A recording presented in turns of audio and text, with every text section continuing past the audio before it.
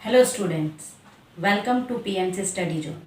आज हम 11th class का केमिस्ट्री का चैप्टर नंबर 1 स्टार्ट करेंगे, जिसमें कुछ बेसिक कॉन्सेप्ट जो है केमिस्ट्री क्या है, क्या क्या उसके टाइप्स हैं या क्या क्या उसके यूजेस होते हैं, इससे रिलेटेड जो भी थोड़ा बहुत आप 9th-10th में ऑलरेडी पढ़ के आ चुके हो उसी की हम स्टडी करेंगे। बट कॉन्सेप्ट ये क्लियर होने ज़रूरी है, तभी आप आगे की 11th और 12th की केमिस्ट्री कर पाओगे। तो देखिए, करते हैं स्टार्ट। देखिए, सबसे जो पहले बात आती है वो ये है दैट व्हाट इज केमिस्ट्री। क्या है केमिस्ट्री? तो केमिस्ट्री को अगर आप डिफाइन करना चाहें तो क्या होगा? It is a branch. किसकी ब्रांच है? देखिए, साइंस की। साइंस में आप पढ़ते हो physics, chemistry, biology, in which we study about the matter, जिसमें आप मैटर के बारे में स्टडी करो। मैटर क्या होता है? कुछ भी, जो भी आपके आसपास है, एवरीथिंग। कुछ भी दे लो, ये मार्कर है, ये आपका क्या है? मैटर है। ये बोर्ड, ये क्या है? मैटर है। फैन चल रहा है, वो मैटर है। टेबल, चेयर, जो भी आप अपने आसपास देखते हो, सब कुछ मैटर है। अब मैटर को डिफाइन कैसे करेंगे? तो मैटर को डिफाइन कैसे करेंगे? सिंपली आप बोल सकते हो anything which have mass and volume. कुछ भी आपके आसपास कहीं पे भी जिसका कुछ मास हो और जिसका कुछ वॉल्यूम हो, वो आपका मैटर होता है। मास हो यानी कुछ वजन हो, आप अगर उसे मेजर करो तो।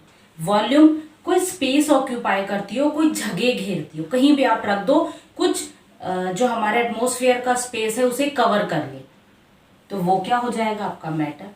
तो उन मैटर्स की ही स्टडी जिस ब्रांच में आप करते हो साइंस की, उसे ही आप कहते हो केमिस्ट्री।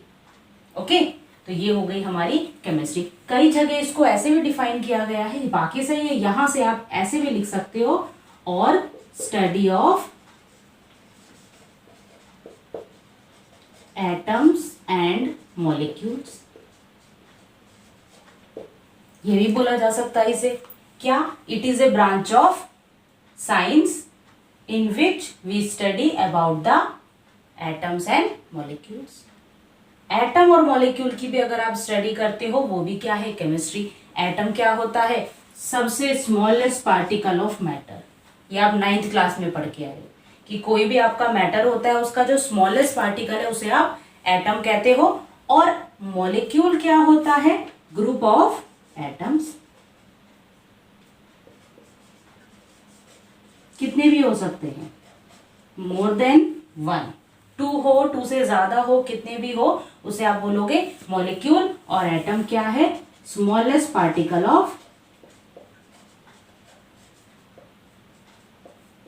मैटर। किसी भी मैटर का जो सबसे छोटे से छोटा पार्टिकल आप देख लो, उसे आप एटम कहते हो। तो अगर आपने एटम की स्टडी कर ली, मॉलिक्यूल की स्टडी कर ली, तो सीधी सी बात है, मैटर की स्टडी हो गई। क्योंकि मैटर में मिलेगा क्या? एटम और मॉलिक्यूल ही मिलेंगे। तो दोनों ही डेफिनेशन करेक्ट है, गलत कोई सी नहीं है। आप कोई भी यूज कर सकते हो, या इसी में आप और डाल के एटम और मॉलिक्यूल्स भी मेंशन कर सकती हो। तो ये तो हो गई हमारी व्हाट इज केमिस्ट्री, या फिर what do you mean by chemistry. अब आते हैं हम इसके टाइप्स पे। कितने टाइप की केमिस्ट्री है, या ये कहें केमिस्ट्री को आगे किन किन मेन ब्रांचेस में क्लासिफाई किया गया है।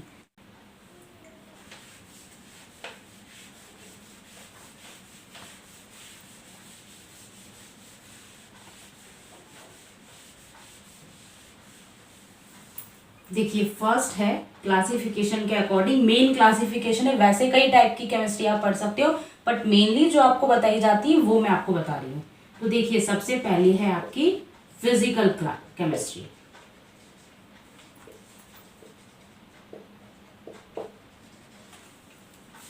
सेकंड है आपकी इनऑर्गेनिक केमिस्ट्री।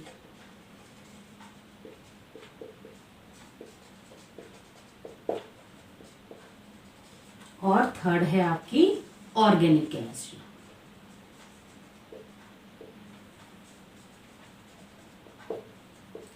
तो ये है इसके मेन क्लासिफिकेशन।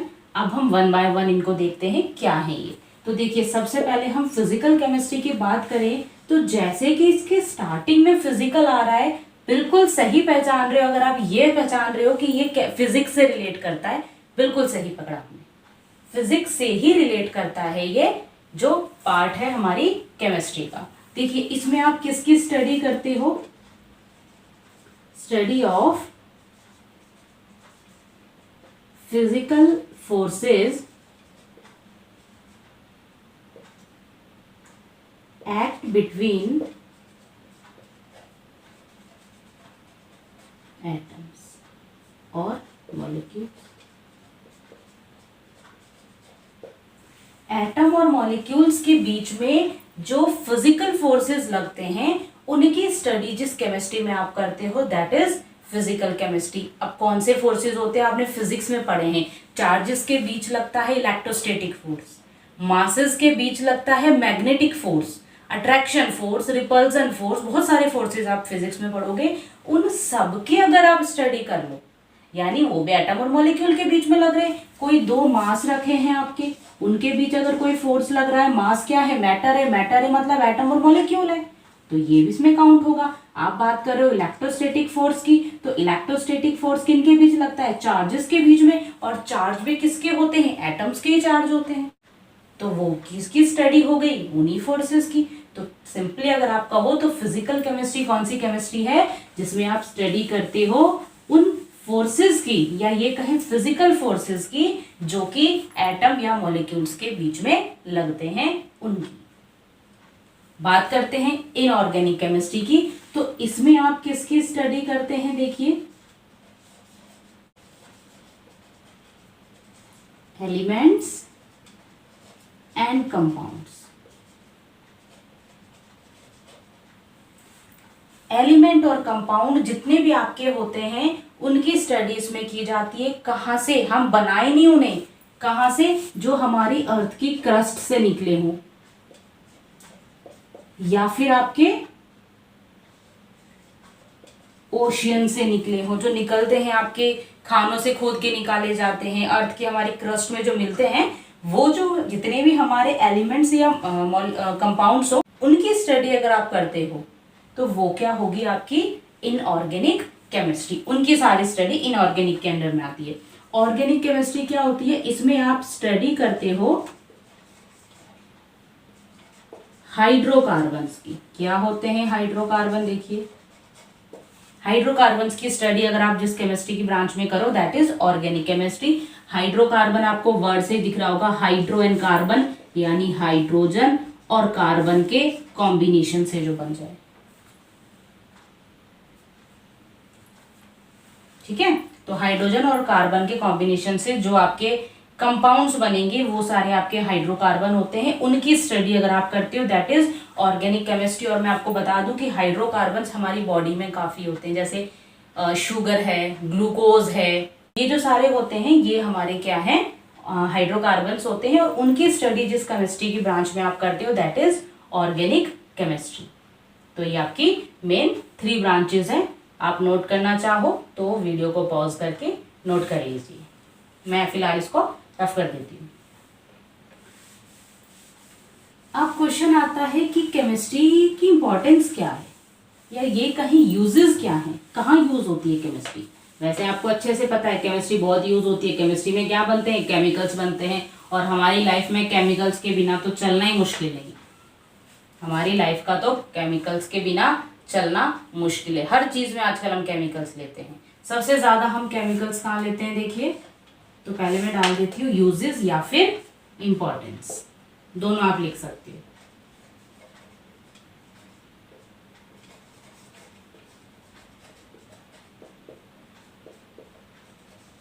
हाँ जी, तो बताइए सबसे ज्यादा हम केमिकल्स का यूज कहाँ करते हैं हमारी लाइफ में? सबसे ज्यादा हम यूज करते हैं मेडिसिन में। आजकल जो हम हर छोटी सी प्रॉब्लम होती मेडिसिन लेने लगे हैं, इंजेक्शंस लेने लगे हैं, वो सारे केमिस्ट्री की ही तो उपज है, केमिस्ट्री से ही तो बने हैं, केमिस्ट्री के केमिकल्स का ही तो यूज करके उन्हें बनाया जाता है। तो सबसे ज्यादा इंपॉर्टेंस है मेडिसिन में। दूसरा है आपके फर्टिलाइजर्स, जो हमारी किसमें एग्रीकल्चर में यूज होता है, किसान वगैरह जो है वो अपने खेतों के लिए यूज करते हैं। सेम ऐसे ही वो पेस्टिसाइड्स यूज करते हैं, या फिर आप इंसेक्टिसाइड्स भी इसी में लिख सकते हो।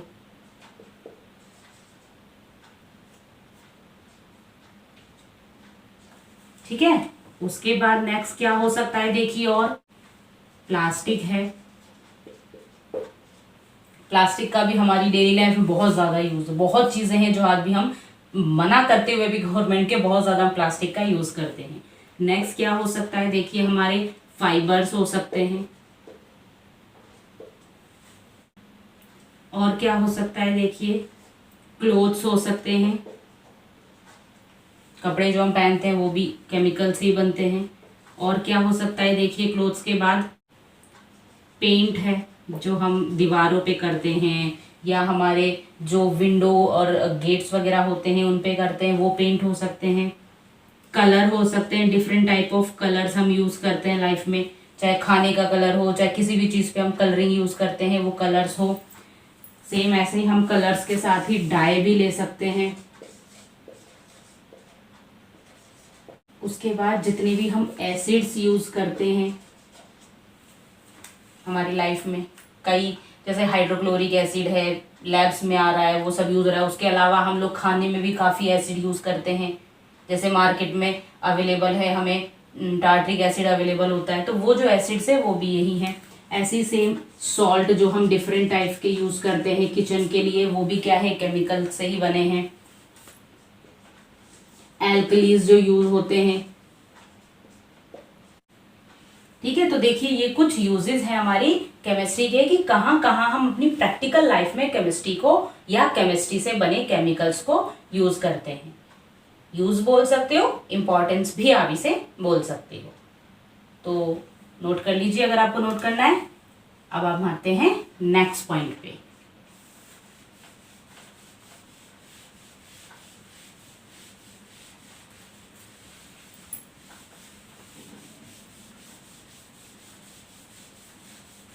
अब देखिए हम करेंगे क्या, क्लासिफिकेशन किसका, मैटर का, क्योंकि केमिस्ट्री में हम किसकी स्टडी करते हैं, मैटर की, तो मैटर को भी क्लासिफाई करते हैं। तो classification of matter.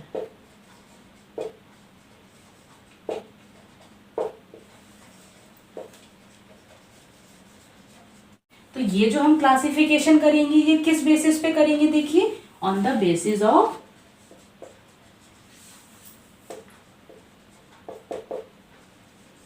State of matter. On the basis of state, matter हम पहले लिख चुके हैं। तो classification of matter on the basis of state. State मतलब किस फॉर्म में पाया जा रहा है, वो हमें दिखने में किस फॉर्म में दिखाई देता है। तो स्टेट के बारे में हम 9th में पढ़ के आए हैं। क्या पढ़ के आए हैं, वहां पे हमने 5 स्टेट्स के बारे में बताया था, बट स्टडी सिर्फ वहां पे भी 3 ही की थी, यहाँ पे भी 3 ही है। जो प्लाज्मा और जो हमारी बोर्स वाली थी वो अभी फिलहाल हमारे नहीं दी गई है। तो हम इन्हीं तीनों का करते हैं। सबसे पहले हमारी कौन सी थी देखिए, सॉलिड, सेकंड थी हमारी liquid, and last is gas. इन्हीं तीनों के बारे में फिलहाल भी आपकी स्टडी है, तो हम इन तीनों को ही लेंगे। सॉलिड की बात करें तो देखिए सॉलिड में क्या होता है, फिक्स्ड शेप एंड वॉल्यूम। दोनों चीज फिक्स्ड होती है। कहीं पे आपने कोई सॉलिड है उसको रख दिया, अगर वो रेक्टेंगल शेप का है तो उसी शेप का रहेगा, वो चेंज नहीं हो सकता। और ऐसे ही जो उसका वॉल्यूम है, वॉल्यूम से मतलब क्या है, कितना स्पेस ऑक्यूपाई करता है, कितनी जगह घेरता है, तो वही उसका वॉल्यूम होता है। तो आपने कहीं रखा उसे, तो जितनी जगह वो कहीं वहां रख के घेरेगा, वही आप कहीं और रखो उतनी जगह घेरेगा, मतलब उसका वॉल्यूम भी क्या है, फिक्स्ड है। तो याद रखना सॉलिड का शेप और वॉल्यूम दोनों ही फिक्स्ड होते हैं। ठीक है, लिक्विड की बात करें, इसकी शेप फिक्स नहीं होती। पहले फिक्स जो है वो चीज लिख देते हैं। तो वॉल्यूम फिक्स्ड होता है बट शेप नॉट फिक्स्ड। तो सॉलिड जो है उसकी वॉल्यूम फिक्स्ड है। वॉल्यूम कैसे फिक्स्ड है? देखिए, आपने 1 लीटर दूध लिया, आपने उसे बॉटल में डाल दिया, बॉटल की शेप आ गई। आपने उसे निकाल के एक मग में डाल दिया, मग की शेप आ गई। लेकिन अगर आप ये देखो कि उसमें मटेरियल कितना है, आपने बॉटल में भरा जब 1 लीटर था, आपने मग में भरा तो भी 1 लीटर, ये ज्यादा नहीं होगा, कम भी नहीं होगा। तो वॉल्यूम क्या हो गया? फिक्स्ड हो गया। कितनी स्पेस ऑक्यूपाई करता है? 1 लीटर जितनी ही करेगा स्पेस वो ऑक्यूपाई। लेकिन अगर हम बात करें किसकी शेप की, तो शेप चेंज हो जाती है। मग में डाला, मग की शेप में आ गया, बॉटल में डाला, बॉटल की शेप में आ गया, किसी बाल्टी में डाल दोगे, बाल्टी की शेप में आ जाएगा। तो शेप फिक्स नहीं होता है लिक्विड्स का, वॉल्यूम फिक्स्ड होता है। गैस की बात करें तो ना तो क्या फिक्स्ड है, शेप फिक्स्ड है, और ना ही वॉल्यूम फिक्स्ड है। क्यों? आपने प्रैक्टिकली कई बार देखा होगा, हमारे किचन में जो एलपीजी की गैस के सिलेंडर लगे होते हैं, कभी उसमें से लीक हो रही हो गैस, तो क्या एनवायरनमेंट में जो हमारे गैस के पार्टिकल्स रिलीज हो रहे हैं, क्या आप उन्हें पकड़ सकते हो, बता सकते हो कहाँ है? नहीं। जब तक उन्हें आपने कंप्रेस करके सिलेंडर में भर के रखा था, तब तक तो उनकी मजबूरी थी उसमें रहना। लेकिन जैसे ही वो वहां से निकलते हैं, फ्री स्पेस में आते हैं, वो निकल जाते हैं कहीं भी, कैसे भी। यानी कोई फिक्स शेप, कोई फिक्स उनका वॉल्यूम नहीं है कि वो कहाँ पे कितना स्पेस ऑक्यूपाई करेंगे, कोई वॉल्यूम नहीं है उनका। और ऐसे शेप की बात करें, आपने क्या करा, एक बैलून लिया, बैलून में आपने हवा भरनी शुरू करी। बैलून अगर गोल, एक आते हैं गोल वाले जो गोल शेप में होते हैं, जब आप उसमें हवा भरते हो तो हवा क्या करती है, उस गोल की शेप में आ जाती है। एक बैलून आते हैं जो लंबे होते हैं, उनमें आप भरते हो तो गैस उसके अकॉर्डिंग शेप ले लेती है। तो यानी यहां से क्या क्लियर होता है कि जो आपकी गैसेस हैं, ना तो उनकी वॉल्यूम फिक्स्ड होती है, ना ही उनका शेप फिक्स्ड होता है। क्लियर? तो ये तो हो गया इनका फर्स्ट पॉइंट। अब बात करते हैं, देखिए, सेकंड पॉइंट की। तो सेकंड पॉइंट क्या आता है, सॉलिड्स की बात करें, ये हार्ड होते हैं, काफी हार्ड होते हैं, तोड़ना मुश्किल है, कंप्रेस करना मुश्किल है। तो यहां से एक और चीज क्लियर होती है, नॉट कंप्रेस्ड।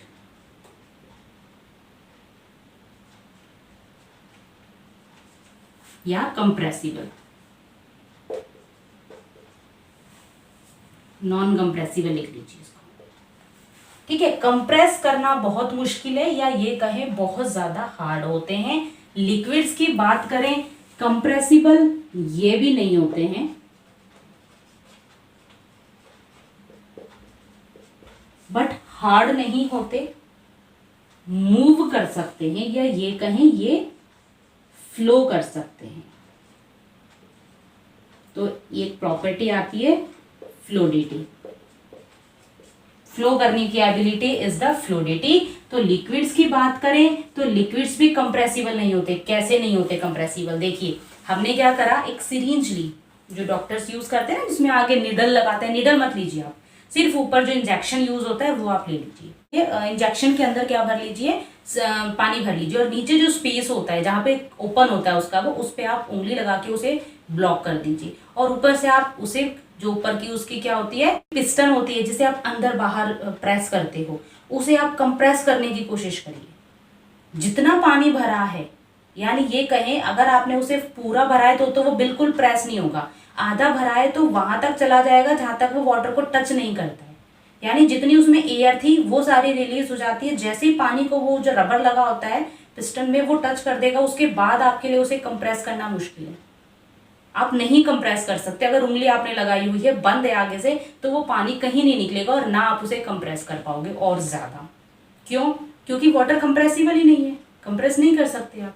तो यहां से समझ में आ जाना चाहिए अब आपको कि लिक्विड भी कंप्रेसिबल नहीं होते हैं, लेकिन ये फ्लो करते हैं। अगर आप इन्हें फ्री छोड़ दो, आपने एक बोतल ली, बोतल में पानी था और आपने फर्श पे गिराना शुरू कर दिया, फर्श पे गिराओगे तो वो बहने लगेगा, निकलने लगेगा आगे अपने रास्ता बना के। तो वो क्या हो गई, उसकी फ्लूडिटी, फ्लो करने की एबिलिटी। हालांकि आप लिक्विड, कोई आपके पास सॉलिड है, उसे आप गिरा दीजिए फर्श पे, गिरा, वहीं पे थोड़ी देर वाइब्रेट होगा और वहीं पे रुक जाएगा, फ्लो नहीं करेगा वो। तो वो क्या है, फ्लूडिटी उसमें नहीं होती। और इसमें फ्लूइडिटी होती है। सेम ऐसे जब हम गैस की बात करें, ये हाईली कंप्रेसिबल होती है। देखिए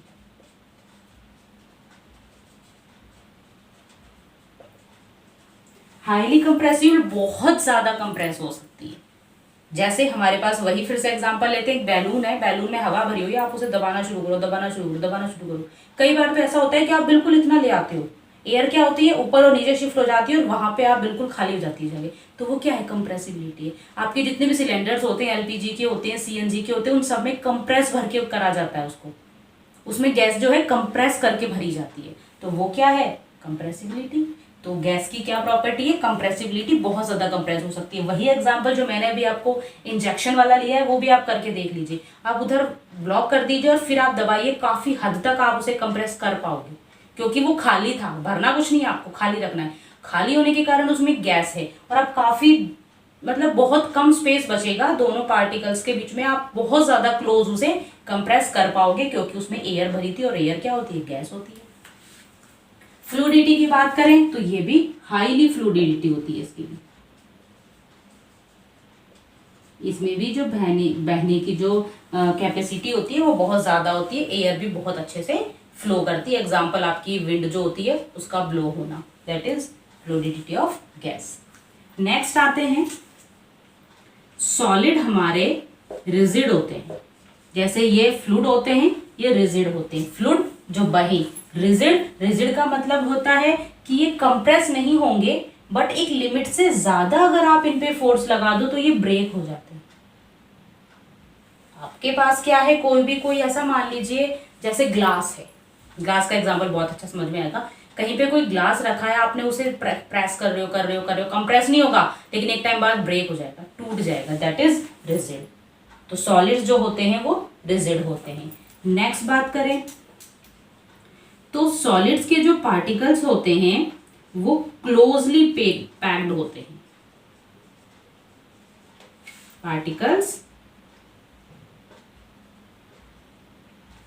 क्लोजली पैक्ड का मतलब ये है कि कुछ इस तरीके से पार्टिकल्स जो हैं बहुत ज्यादा एक दूसरे से क्लोजली बाउंडेड होते हैं, स्पेस बहुत कम होता है। इसकी बात करें तो इसमें क्लोजली बाउंडेड नहीं होते,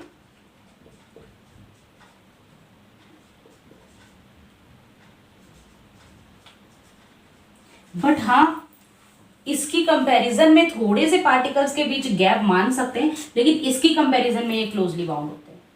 यानी आप तीनों को सीक्वेंस में याद रखो तो ये तो बहुत ज्यादा क्लोजली बाउंड है, बहुत ज्यादा पास है।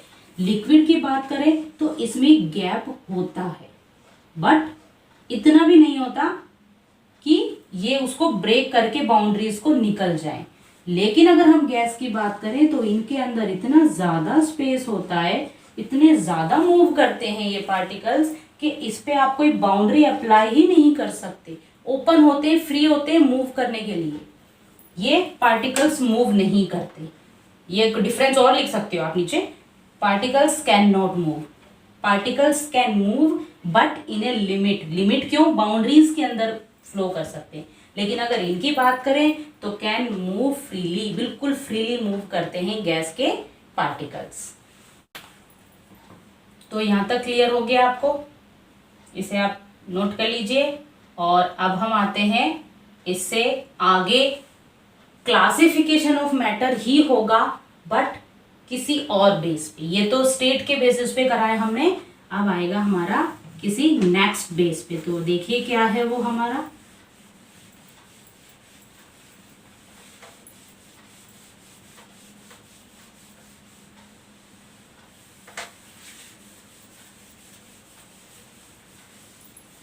On the basis of bulk material या बल्क लेवल बोल सकते हैं, या जिसे माइक्रोस्कोपिक लेवल भी बोल सकते हैं, ठीक है। यानी इसका क्या मतलब है कि किस तरीके से पार्टिकल्स बने हैं। जैसे मान लो हमारे पास कोई मटेरियल दे दिया, स्टेट की बात नहीं करेंगे हम उसकी कि कैसा है दिखने में, वो नहीं कह रहे हम, वो किन चीजों से मिलके बना है, क्या क्या चीज है उसके अंदर, उसके बेसिस पे क्लासिफिकेशन अब हम देखेंगे। तो देखिए इसमें 2 टाइप का है क्लासिफिकेशन, जैसे वहां पे आपके 3 थे सॉलिड लिक्विड गैस, यहाँ पे आपके 2 हैं। फर्स्ट है आपका सब्सटेंस, या इसे आप कई जगह प्योर सब्सटेंस भी बोला जाता है, और दूसरा है मिक्सचर। ओके, तो सबसे पहले तो प्योर सब्सटेंस होते क्या है। अब आप जो प्रैक्टिकल लाइफ में प्योर वर्ड सुनते हो वो बस सुन लेते हो, उनका कोई मतलब नहीं होता है। कैसे, आपने बोला प्योर घी है, प्योर मिल्क है, कुछ प्योर नहीं है वो। प्योर तब कहोगे आप उसे जब उसमें एक ही टाइप का मटेरियल हो, यानी आप उसे ब्रेक डाउन करते जाओ करते जाओ करते जाओ, जितने एटम निकलेंगे सेम टाइप के निकलेंगे तो वो प्योर है अकॉर्डिंग टू केमिस्ट्री। अब हम कहते हैं घी है प्योर है, वो प्योर नहीं है, उसमें काफी चीजें मिली हैं, उसमें फैट है, उसमें बटर है, ये चीजें मिक्स करने से बना है वो।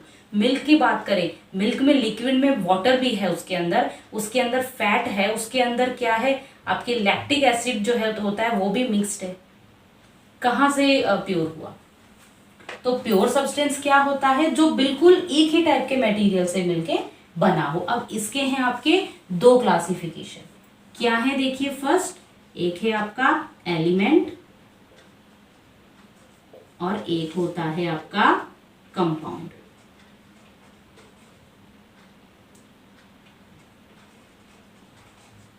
समझिएगा, वैसे 9th में फिर से बता देती हूँ मैं आपको, 9th में पढ़ के आए हो, बट आप सोचते होंगे कहाँ 9th पढ़ी हमने, है ना। ज्यादातर बच्चे नहीं पढ़ते 9th में प्रॉपर्ली, बट कोई बात नहीं, यहाँ पे आप रिवाइज कर लीजिए, उतना ही वापस आ गया जितना 9th में आप पढ़ के आए हो। तो देखिए एलिमेंट और कंपाउंड की बात अगर हम करें तो एलिमेंट क्या होता है, ऐसे सब्सटेंस, दो सब्सटेंस, पूरा लिख देती हूँ, दो substance which are made up of single type of atom. Single type of atom से मिलके बने हो वो आपके एलिमेंट होते हैं। जैसे मैं आपको एग्जांपल भी बता देती हूँ, जैसे हमने बोला H2O2 और Cl2 Fe। अब देखिए समझना इस चीज को आप, H2 है यानी हाइड्रोजन का एटम है, आपने इसे लिया और इसके ब्रेक डाउन करे, 2 पीस करे, फिर और पीस करे, फिर और छोटे पीस करे, बहुत जब तक आप इसे तोड़ सकते हो इतना तोड़ लो, और फिर आप देखो कि जितने भी पार्टिकल्स टूटे हैं इसके, जितने भी पीस हुए हैं इसके, क्या उसमें हाइड्रोजन के अलावा कुछ मिलेगा आपको? नहीं मिलेगा, सब में हाइड्रोजन ही मिलना है। तो क्या बोलेंगे, made up of single type of particle, सिर्फ और सिर्फ हाइड्रोजन ही है उसमें, हाइड्रोजन से ही वो इतना बड़ा मॉलिक्यूल बना है या एटम बना है। तो जब आप उसे तोड़ते जाओगे तो उसमें सारे एटम किसके निकलेंगे, हाइड्रोजन के। ऐसे ही O2 ऑक्सीजन के एटम निकलेंगे, क्लोरीन है क्लोरीन के ही एटम निकलेंगे, फेरस आयरन आयरन के ही निकलेंगे। सेम ऐसी O2 की तरह आप O3 ओजोन भी ले सकते हो, उसमें भी सिर्फ आपके ऑक्सीजन के ही एटम्स निकलेंगे। तो ये होते हैं आपके एलिमेंट। अब कंपाउंड क्या होते हैं, तो देखिए कंपाउंड की बात करें तो दो substance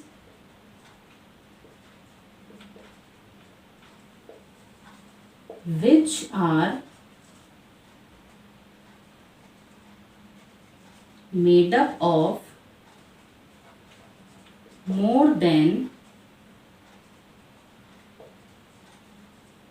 one type of atom। Just opposite है, वो सब्सटेंसेस आपके, या वो मैटर बोल सकते हो आप, मैटर भी बोल सकते हो, तो वो सब्सटेंस या वो मैटर जो कि more than one type of atom से मिलकर बने हो। इसमें सारे सिंगल टाइप ऑफ एटम थे, इसमें मोर देन वन होंगे, चाहे 2 मिक्स हो चाहे 4 मिक्स हो, बट मोर देन वन होंगे। जैसे मैं आपको एग्जांपल से समझाती हूँ, जैसे आपका H2O, HCl,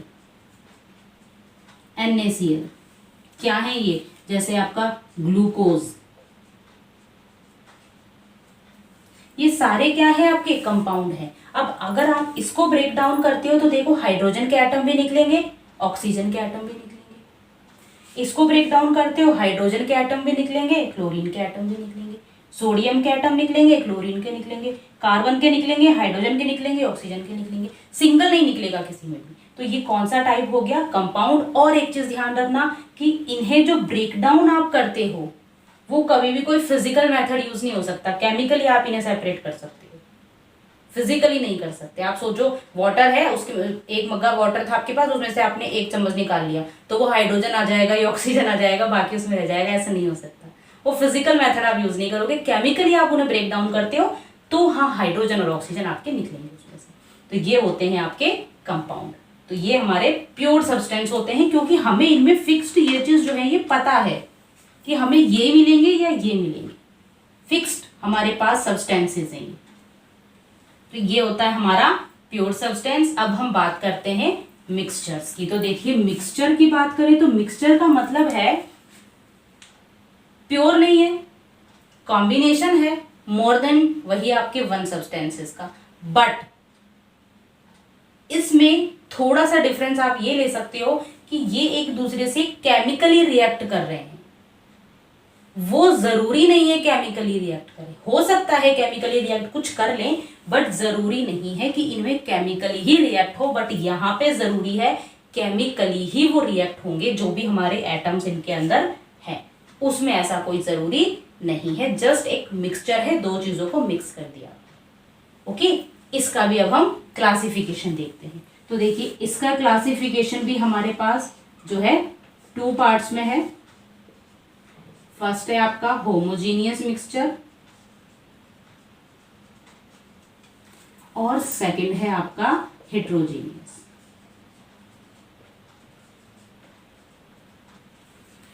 नाइन्थ में पढ़कर आए हो ये भी, homogeneous solution and heterogeneous solution. पहले आप ऐसा करो, इसको नोट कर लो, मैं इसको रफ कर देती हूँ, देन उसको हम करेंगे।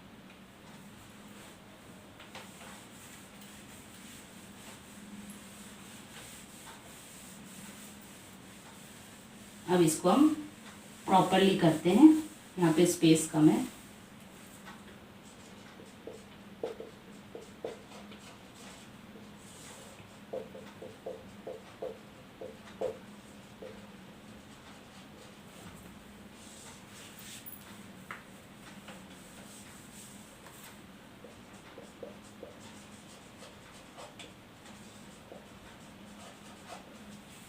देखिए होमोजीनियस, अगर वर्ड्स पे जाऊं तो होमोजीनियस का मतलब होता है सेम टाइप, और इस पे अगर मैं जाती हूं तो ये होता है डिफरेंट। ठीक है, तो वर्ड से आपको समझना है, होमोजीनियस मतलब सेम एंड हेट्रोजीनियस मतलब डिफरेंट।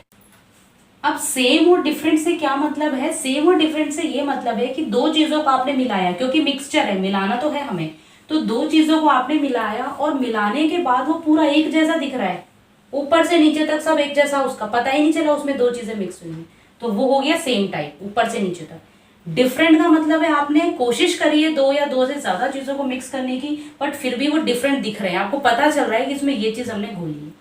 फॉर एग्जाम्पल मैं आपको बताती हूँ, जैसे होमोजीनियस में आपने क्या करा, वैसे मैं एग्जाम्पल लास्ट में बताऊंगी, बट मैं थोड़ा आपको समझ में आ जाए इसलिए पहले बता देती हूँ। पानी लिया आपने एक गिलास और उसमें आपने सॉल्ट मिक्स कर दिया, अच्छे से डिजोल्व कर दो उसे, मिक्स कर दो अच्छे से, उसमें घुल चुका है वो पूरा। अब क्या आप बिना टेस्ट करे देखने से उसका बता दोगे कि ये नमक घुला हुआ पानी है? नहीं बता सकते, ऊपर से नीचे तक सेम है, पानी जैसा ही दिख रहा है नॉर्मली। अब आप क्या करो, पानी लो और पानी के अंदर क्या करो, रेत डाल दो, थोड़ी सी सैंड डाल दो आप थोड़ी सी, और फिर आप उसे काफी देर तक कोशिश करो उसे मिक्स करने की, और उसे थोड़ी देर आप अनडिस्टर्ब छोड़ दो, सारी की सारी जो सैंड है वो नीचे बैठ जाएगी। बड़ा इजीली आप देखते ही बता दोगे कि ये जो सॉल्यूशन है ये क्या है, पानी और मिट्टी से मिलकर बना है, क्योंकि वो प्रॉपरली मिक्स ही नहीं हुए, दोनों डिफरेंट डिफरेंट दिखाई दे रहे हैं साफ साफ। तो इस टाइप का सॉल्यूशन होता है हेट्रोजीनियस और ये होता है होमोजीनियस। ठीक है, तो अब हम आते हैं इनकी डेफिनेशन पे। तो देखिए, mixture in which two or more substance dissolve or mix properly and can not be separated by physical method. क्या है देखिए, ऐसा मिक्सचर जिसमें 2 और मोर देन 2 सब्सटेंसेस डिसॉल्व हो जाए, अच्छे से घुल जाए या मिक्स हो जाए प्रॉपरली, अच्छे से, बिल्कुल इतने अच्छे say that can not be separated by physical method. Physical method से आप सेपरेट ना कर सको। फिजिकल मेथड कौन से? आपने हैंड पिकिंग कर ली, हाथ से उठा उठा के अलग कर दिया, फिल्ट्रेशन कर लिया, छान लिया, जैसे हम घर में चाय बनाते हैं, चाय को हम छलनी से छान लेते हैं, तो वो फिजिकल मेथड है। ऐसे ही देखा हो आपने गाँवों में जो गेहूं वगैरह के जो कटके आते हैं, तो उसे ऐसे उछाल उछाल के कुछ बीनते हैं, कुछ करते हैं, अलग अलग करते हैं, जो भी है वो उछाल के कुछ डस्ट वगैरह या जो भी उसमें वेस्ट मटेरियल होता है वो रिलीज हट जाता है उसमें से, तो वो मेथड भी फिजिकल है। तो उनमें से किसी का भी यूज करके आप दोनों को सेपरेट नहीं कर सकते। आपने करा, एक पानी लिया, ग्लास ले भरा और उसमें आपने चीनी अच्छे से मिक्स कर दी, और उसके बाद आप क्या करो, एक छलनी लो और आप उससे छानना शुरू कर दो, तो क्या होगा? कुछ नहीं होगा, सारा का सारा उसमें से रिलीज हो जाएगा, पानी पानी दिखाई देगा आपको, शुगर नहीं दिखाई देगी, अगर अच्छे से डिजोल्व हुई है तो क्या हुआ? वो नहीं हुआ सेपरेट। तो यानी क्या हो गया? वो एक होमोजीनियस मिक्सचर। बात करते हैं हेट्रोजीनियस की, जस्ट अपोजिट है।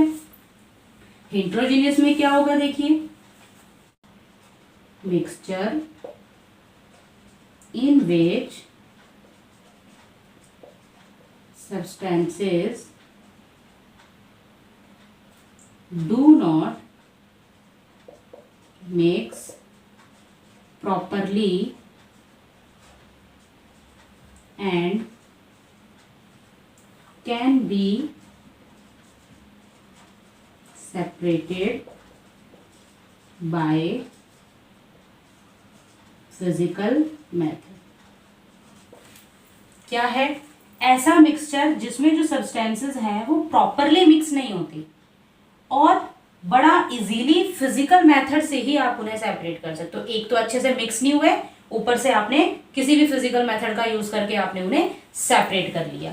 जैसे इसमें किसका एग्जांपल हो सकता है? देखिए एग्जांपल लेते हैं दोनों के ही। इसका एग्जांपल हो सकता है वाटर प्लस सैंड,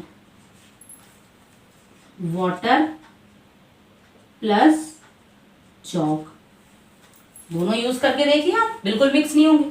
तो ये किसके एग्जाम्पल हो गए? आपके हेट्रोजीनियस के। इसमें एग्जाम्पल की बात करें तो इसमें क्या है देखिए, water plus salt, water plus sugar होंगे। सॉल्ट क्या होता है? NaCl। साथ साथ देखिए हम क्या करेंगे, जिसके भी कोई फॉर्मूला या सिंबल होता है हम साथ साथ लेते चलेंगे, जो आपको लगातार यूज होते जाएंगे तो याद भी हो जाएंगे। शुगर का क्या होता है देखिए, C12H22O11। ऐसे ग्लूकोज का जैसे आप पढ़ के आए हो, ग्लूकोज का आप 10 तक पढ़ के आए हो, C6H12O6 होता है, तो ऐसे शुगर का C12H22O11 होता है। यहाँ पे हम बात करें तो देखिए सैंड का तो कोई नहीं, चौक का होता है CaCO3, कैल्शियम कार्बोनेट। ये साथ साथ आप ध्यान रखना। वाटर का तो आपको पता ही होगा, H2O होता है। तो ये हमारे होमोजीनियस और हेट्रोजीनियस जो कि मिक्सचर के टाइप है, दो टाइप का मिक्सचर। तो ये जो आप आज हमने कंप्लीट करे हैं ये बिल्कुल बेसिक केमिस्ट्री है। तो ये जो सारा आप पढ़ रहे हो इससे आपने 9-10 का जितना भी सारा वैसे तो पढ़ा हुआ है, पर थोड़ा सा रिवाइज हो जाएगा। और नेक्स्ट जो हमारा लेक्चर होगा इसी चैप्टर का, उसमें हम थोड़ी आगे की यानी जो आपने 10 तक नहीं पढ़ा है उसके बारे में हम स्टडी करेंगे। तो पढ़ते रहिए, मस्त रहिए, और अगर समझ में आया हो, अच्छा लगा हो तो वीडियो को लाइक करें और फ्रेंड्स के साथ शेयर करें।